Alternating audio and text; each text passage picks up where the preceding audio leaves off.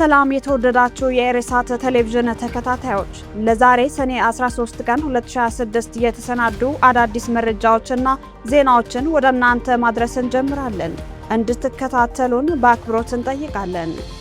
አበይት ነጥቦችን በቅድሚያ ኤርትራ ከኢትዮጵያ የተሰነዘረባትን ክስ አስተባበለች። ደቡብ ሱዳን በኢትዮጵያ ድንበር አቅራቢያ የነበረውን የግብጽ ጦር ካምፕ ዘጋች። በኢራን ያለው ጦርነት የአፍሪካ አየር መንገዶችን ለከፍተኛ ጫና መዳረጉን የዘርፉ ማህበር አስታወቀ። የተባበሩት አረብ ኤሚሬትስ የሚሰነዘሩባትን ጥቃቶች ለማስቆም ለኢራን በቢሊዮን የሚቆጠር ዶላር መክፈሏ ተዘገበ።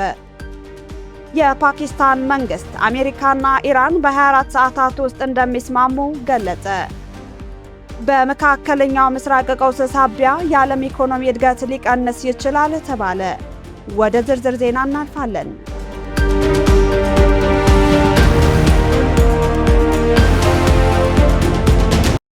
ኤርትራ ለኢትዮጵያ ክስ መልስ ሰጠች። ሰሞኑን የብሔራዊ መረጃና ደህንነት ዋና ዳይሬክተር አምባሳደር ሬድዋን ሁሴን በኤርትራ መንግስት ላይ ያቀረቡትን ከባድ ክስ ተከትሎ የኤርትራን የማስታወቂያ ሚኒስትር አቶ የማነ ገብረመስቀል ፈጣን ምላሽ ሰጥተዋል። አቶ ሬድዋን በህወሓትና በኤርትራ መካከል አዲስ ትብብር መጀመሩን በመጥቀስ በአልጀዚራ በኩል በነበራቸው ቆይታ በፌዴራል መንግስቱ ላይ አዲስ ጦርነት ሊከፍት ተዘጋጅቷል ሲሉ ክስ አቅርበው ነበር። በአልጀዚራ ጽሑፍ ላይ አቶ ጌታቸው ረዳም ተካተው እንደነበር ይታወቃል። ይህንን ክስ ተከትሎ አቶ የማነ ገብረመስቀል በትዊተር ገጻቸው ላይ ባሰፈሩት ምላሽ የኢትዮጵያ ባለስልጣናትን ንግግር በሐሰት በማታለልና በተሳሳተ መረጃ የተሞላ ሲሉ ያጣጣሉ ሲሆን ይልቁንም ሁለቱ ወገኖች ከፕሪቶሪያው ስምምነት ወራት በፊት በጅቡቲና ሲሸልስ በሚስጥር ተገናኝተው በኤርትራ ላይ የጋራ ወረራ ለመፈጸም ሲመክሩ ነበር ብለዋል። ይህንንም አቶ ጌታቸው ረዳ ራሳቸው ቀደም ብለው ተናግረዋል ሲሉ እንደ ማስረጃ አቅርበዋል። በመጨረሻም የኤርትራው ማስታወቂያ ሚኒስተር በአሁኑ ወቅት በቀጠናው የሚታየው አለመረጋጋት መንስኤው የኢትዮጵያ መንግስት ካለፈው ታህሳስ ወር ጀምሮ እያራመደው ያለው የባህር በር መሻት የከፈተው የጠባጫሪነት ንግግር ነው ያሉት አቶ የማነ አሁን የቀረበው ክስ ይህንኑ የራሳቸውን የጦርነት አጀንዳ ለመሸፈን የታለመ የፕሮፓጋንዳ ዘመቻ ነው ሲሉ ምላሻቸውን ደምድመዋል። በአምባገነኑ ኢሳያስ የምትመራው ኤርትራ ከግብጽና ሌሎች የኢትዮጵያ ታሪካውያን ጠላቶች ጎን በመሰለፍ ኢትዮጵያውያን እየወጋች መሆኗን የብልጽግና ፓርቲ በተደጋጋሚ ክስ ሲከስ እንደሚሰማ ይታወቃል።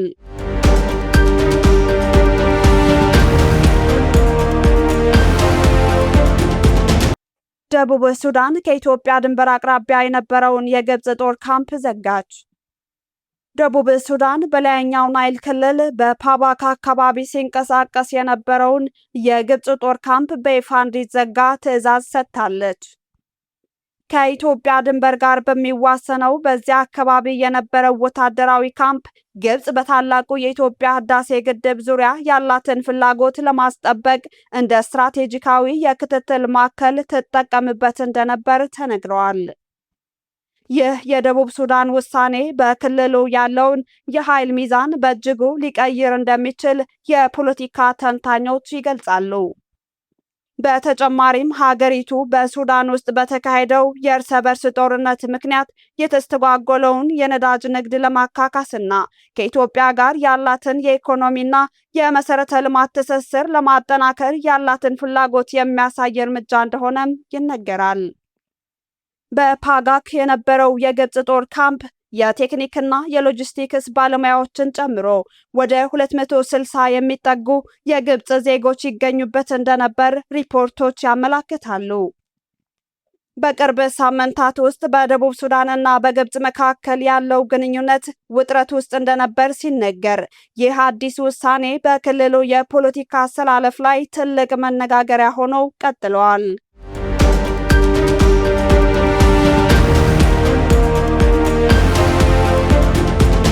በኢራን ያለው ጦርነት የአፍሪካ አየር መንገዶችን ለከፍተኛ ጫና መዳረጉን የዘርፉ ማህበር አስጠነቀቀ።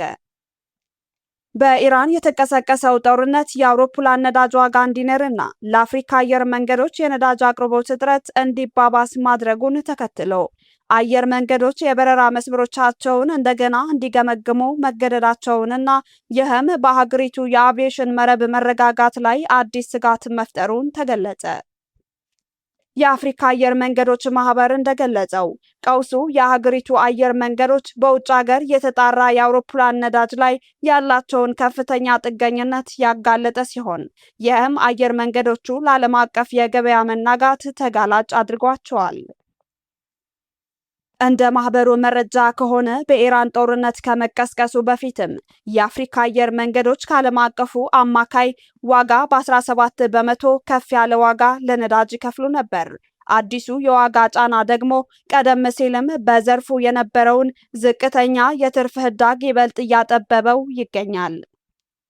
የአፍሪካ አየር መንገዶች ማህበር ዋና ጸሐፊ አብደራህማን በርቴ ለኤፒ እንደተናገሩት የጦርነቱ ተጽዕኖ እጅግ አስከፊና ለአባሎቻችን ትልቅ ድንጋጤ ፈጥሯል። ነዳጅ የአየር መንገዶችን አጠቃላይ የሥራ ማስኬጃ ወጪ ከ30 እስከ 40 በመቶ ድርሻ ይይዛል። የትኛውንም የዋጋ ጭማሪ በቀጥታ ተጽዕኖ ያሳድራል ብለዋል። የአቪዬሽን ኢንዱስትሪው በአሁኑ ወቅት የሆርሙዝ ሰርጥን እንቅስቃሴ በቅርበት እየተከታተለ ይገኛል። ይህ የባህር መስመር በየካቲት ወር ጦርነቱ እንደተቀሰቀሰ ኢራን ለጭነት መርከቦች ከመዝጋቷ በፊት ወደ 20 በመቶ የሚጠጋው የዓለም የነዳጅና የዘይት አቅርቦት የሚያልፍበትን ወሳኝ ኮሪደር መሆኑ ተገልጿል።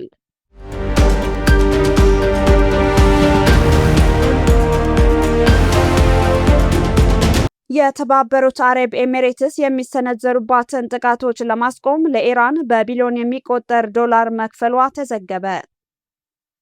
የተባበሩት አረብ ኤሚሬትስ በኢራን የሚሰነዘሩባትን ጥቃቶች እንዲቆምላት ለቴህራን በቢሊዮን የሚቆጠር ዶላር መክፈሏን ሮይተርስ ዘገበ።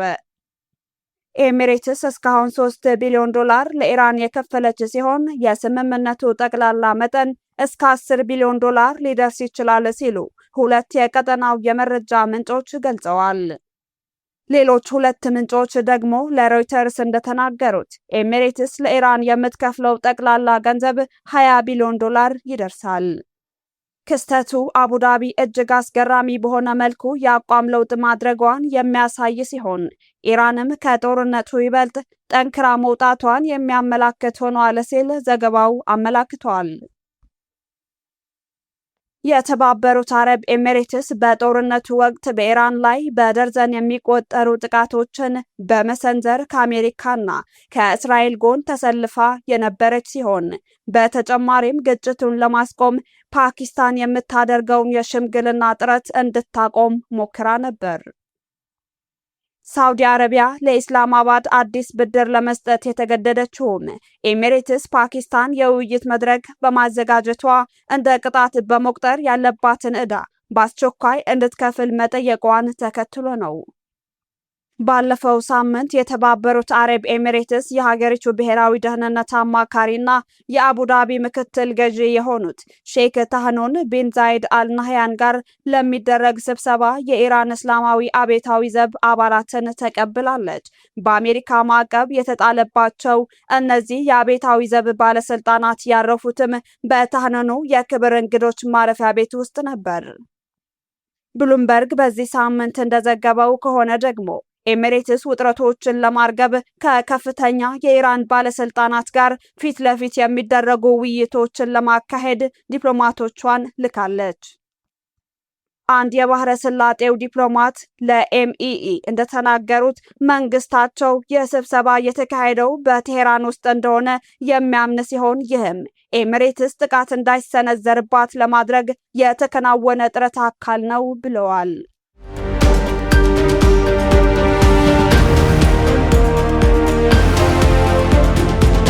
የፓኪስታን መንግስት አሜሪካና ኢራን በ24 ሰዓታት ውስጥ እንደሚስማሙ ገለጸ። የፓኪስታን መንግስት በአሜሪካና በኢራን መካከል በሚቀጥሉት 24 ሰዓታት ውስጥ ታሪካዊ የተባለለት የሰላም ስምምነት ይከናወናል ተብሎ እንደሚጠበቅ ዛሬ ሰኔ 13 ባሰራጨው መረጃ አስታወቀ። ሁለቱን ሀገራት ስታሸማግል የቆየችው የፓኪስታን ጠቅላይ ሚኒስትር ሻህባዝ ሻሪፍ በማህበራዊ ገጻቸው ባሰፈሩት መልእክት ሁለቱ ወገኖች ከምንጊዜውም በላይ ለሰላም ስምምነቱ መቃረባቸውን ገልጸዋል።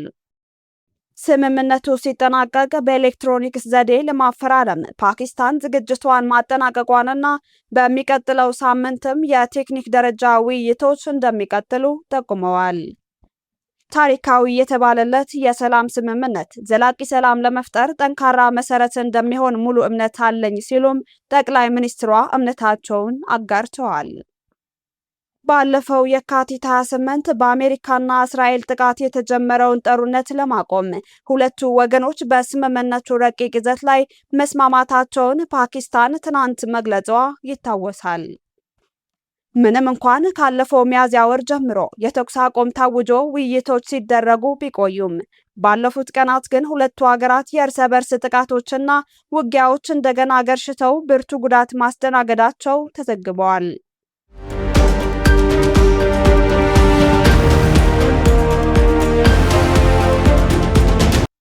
በመካከለኛው ምስራቅ ቀውስ ሳቢያ የዓለም ኢኮኖሚ እድገት ሊቀንስ ይችላል ተባለ። በመካከለኛው ምስራቅ እየተባባሰ የመጣው ጂኦፖለቲካዊ ቀውስ የዓለምን ኢኮኖሚ ክፉኛ እያናወጠው እንደሚገኝ ተጠቁሟል። የዓለም ባንክና ዓለም አቀፉ የገንዘብ ድርጅት IMF ባወጡት የኢኮኖሚ ትንበያ ሪፖርት በግጭቱ ሳቢያ በተፈጠረው አለመረጋጋት ምክንያት እንደ አውሮፓውያን አቆጣጠር በ2026 የዓለም ኢኮኖሚ እድገት ሊቀንስ እንደሚችል አስጠንቅቀዋል። የዓለም ባንክ ቀደም ሲል አስቀምጦት የነበረውን የ2026 የዓለም ኢኮኖሚ እድገት ግምት ወደ 2.5 በመቶ ዝቅ አድርጎታል።